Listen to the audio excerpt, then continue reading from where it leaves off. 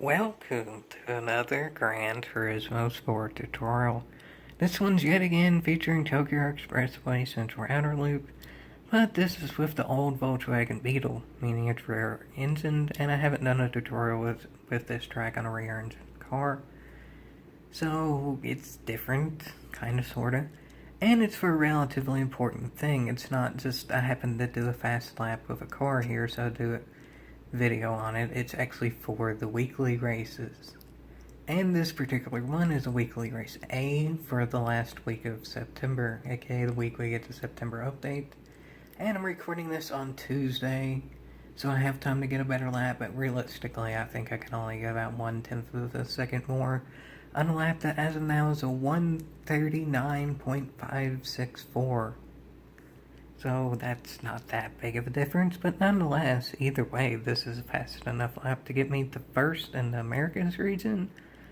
So again, as I've said in some previous tutorials as well, when I'm already ahead of all the people I'd be racing against, there's not as much motivation to continue, but if I have a lap that's way faster, I may do a video on it, but probably not a tutorial. But for now, here's the tutorial. And basically, this is all the things you need to do. The extra 10th of a second is mostly just smoothness, which I'll try to explain as we go. So anyway, let's get started. As usual, I'll start the turn before the lap actually starts, so that way you know how to get more momentum into it. But for this particular track, and especially this particular car, you don't actually do it any different before going into your fastest lap than on your fastest lap. Because this car is completely momentum based, so it's just very light steering, just barely enough to not hit any walls. And obviously use up all the track. That's pretty much for any car of any track. That kind of sounds familiar. That sounds like a kart. Yes, the racing karts are like a 1966 Beetle kind of. Except, racing karts, if you try to correct, it's probably going to wreck like the other way. Like if your rear end starts going to the left and you try to correct, you may spin out to the right. But in the Beetle, if your rear end starts going to the left, there's no correcting it. Once it gets to a certain point, it's going to stay going to the left. So you can kind of think of the Beetle as like driving a kart. Precise steering motion's not very much, and then it's even very light taps or slow it down because it's very much momentum based, but correcting it won't do very much once you get to a certain point. So that's the main difference.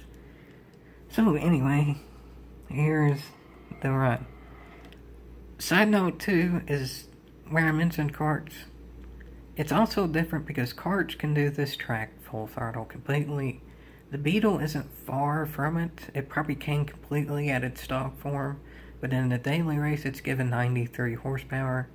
So there's a lot of turns that are full throttle, but not all of them. And to start out, this is one of those turns that ain't.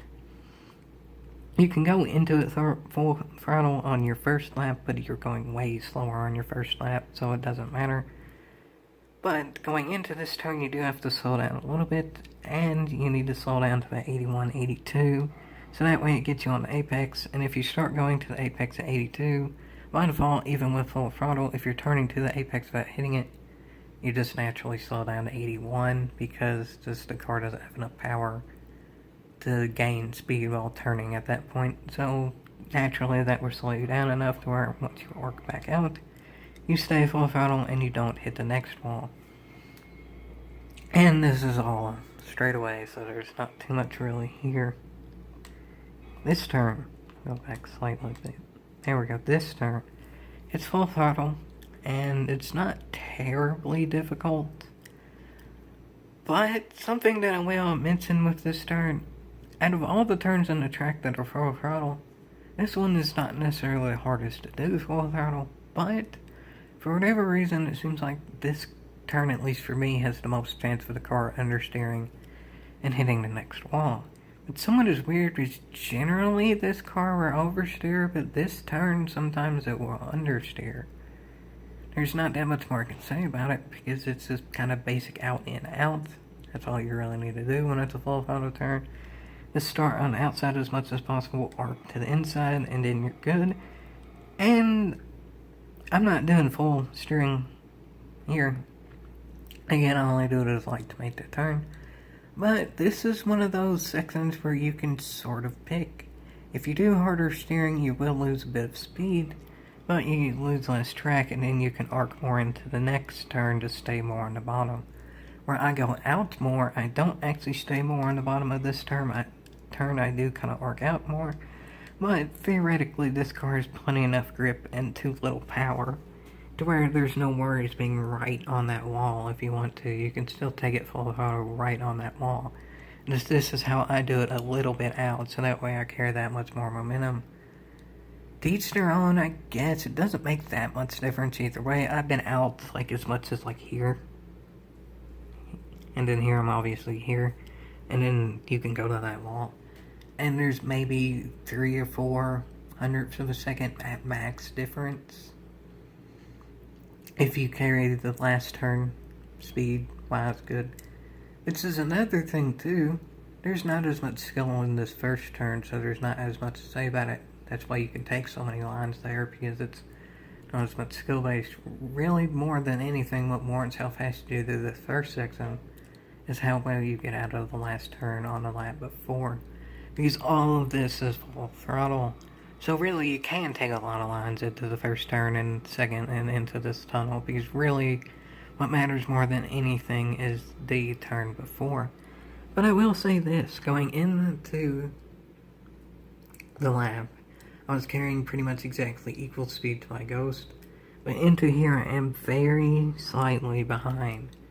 So there is still smoothness that's important there. More than anything, that's probably the 10th of a second I can gain, is this overall smooth steering motions, and just smooth it out the more I practice, but the general lines I take are pretty much down. I think that's what best to be taken with a controller. So anyway, next turn. The next turn is also full throttle, but this turn, this may be some of the 10th of a second as well. I'll just show the turn and then I'll describe it after I show it, which I know is kind of different than I usually do, but I feel like seeing is believing first and foremost here. So anyway, here's how I do the turn.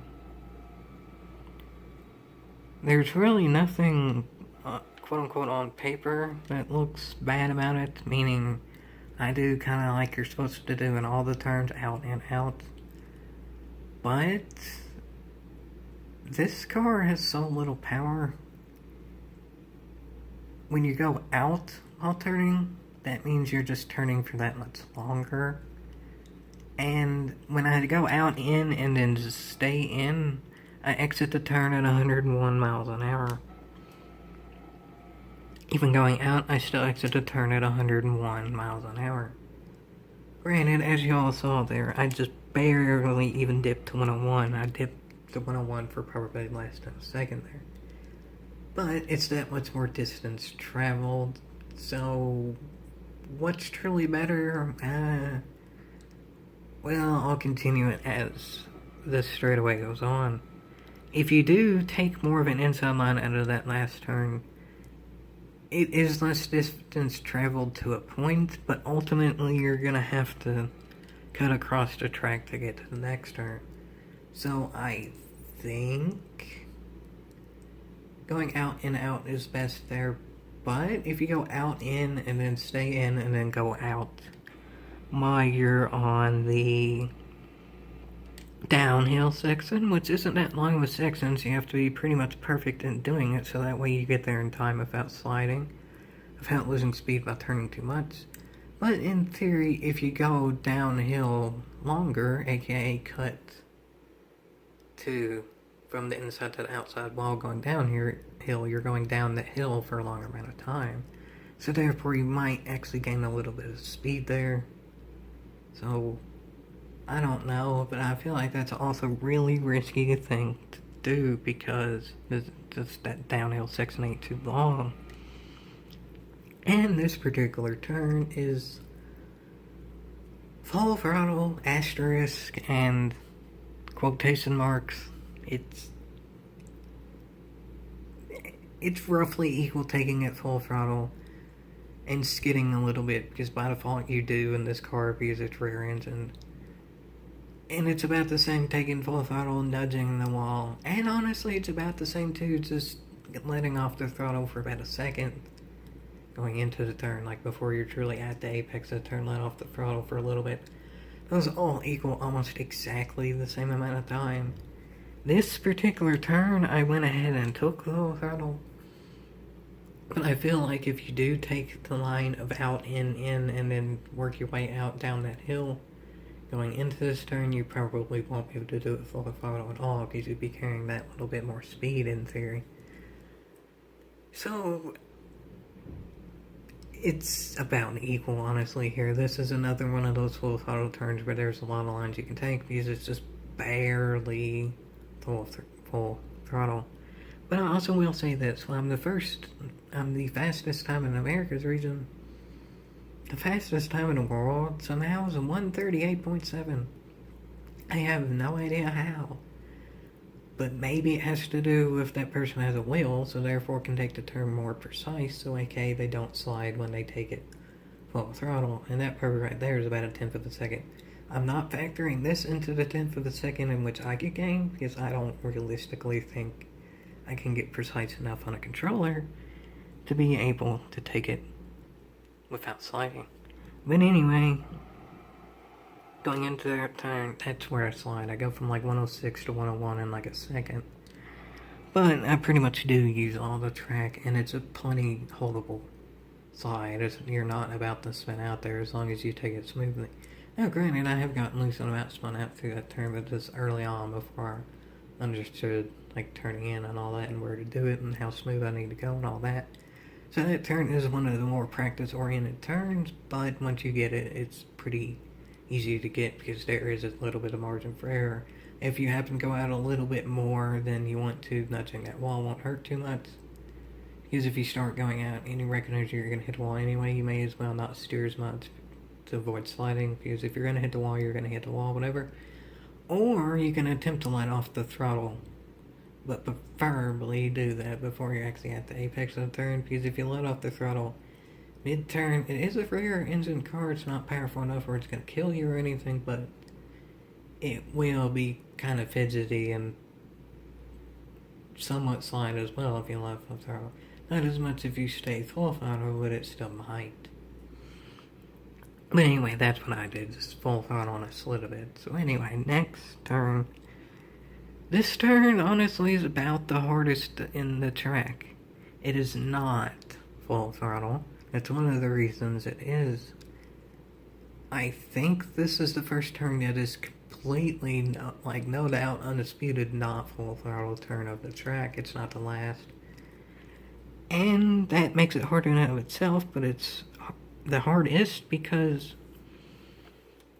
the car also slides here even while you're slowing down, and really all you need to slow down here is let off the throttle, really.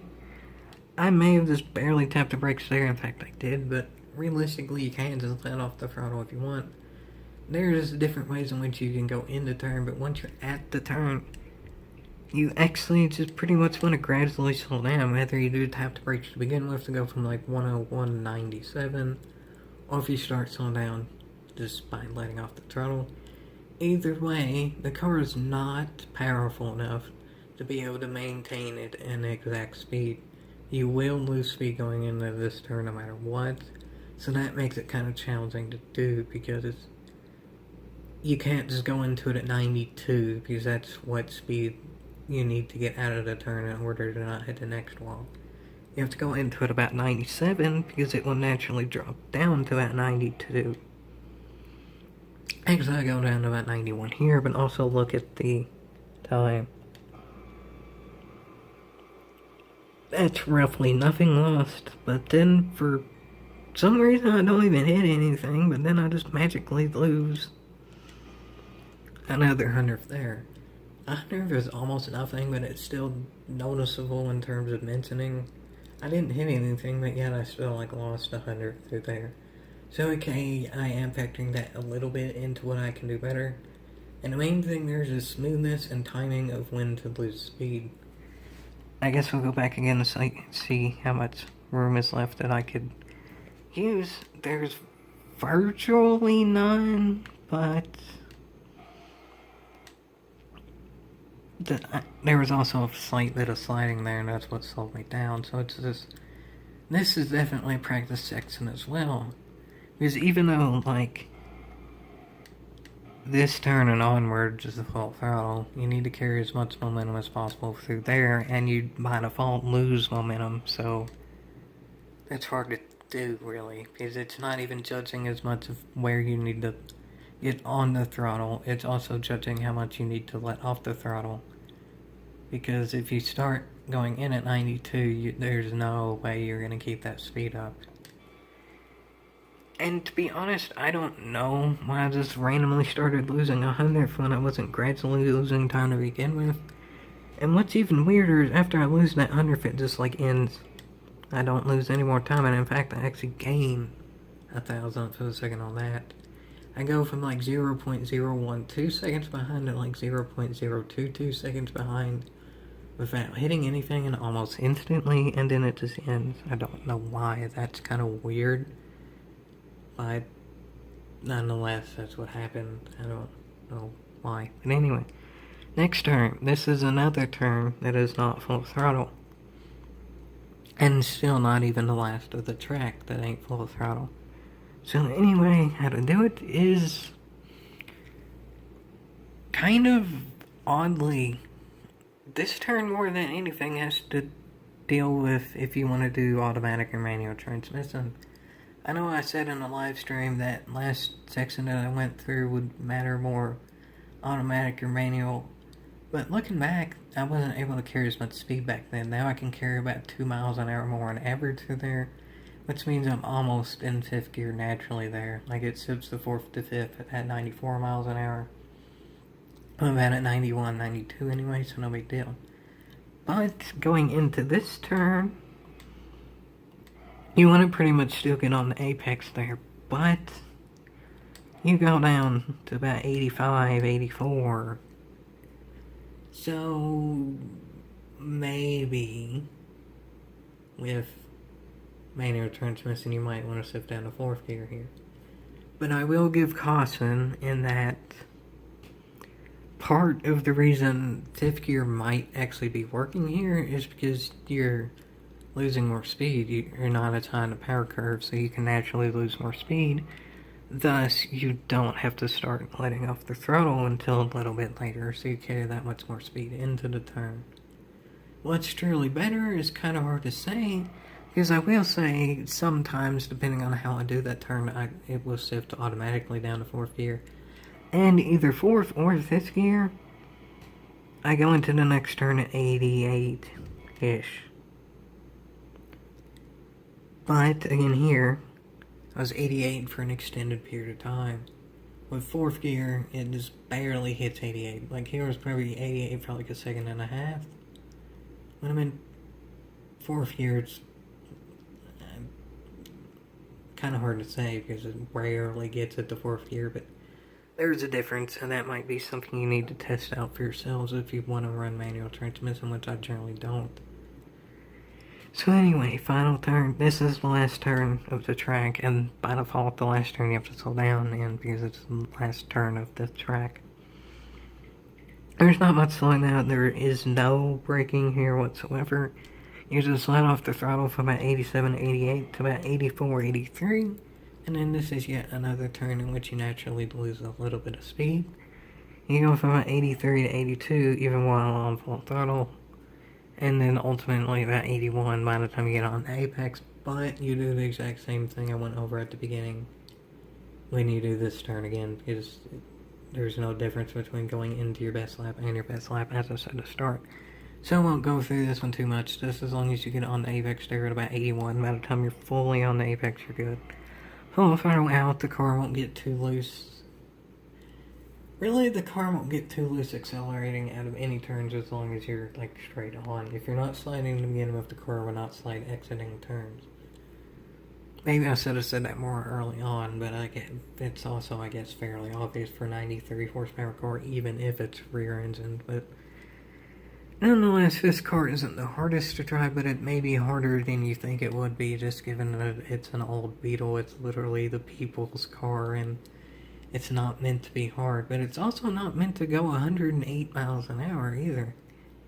But it does, so that makes it a little bit more challenging, but it's easy enough. And it's if you can get a good lap at this track with the Pantera, back when that was a daily race, when there were daily races, you can learn this car easier than that one.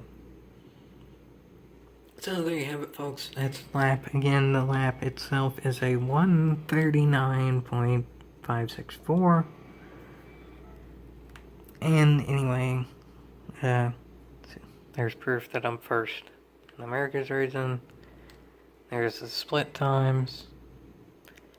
Again, I gained slight time for the first section, but I sort of just went over that. It's just smoothness more than anything. It's not necessarily the lines you take.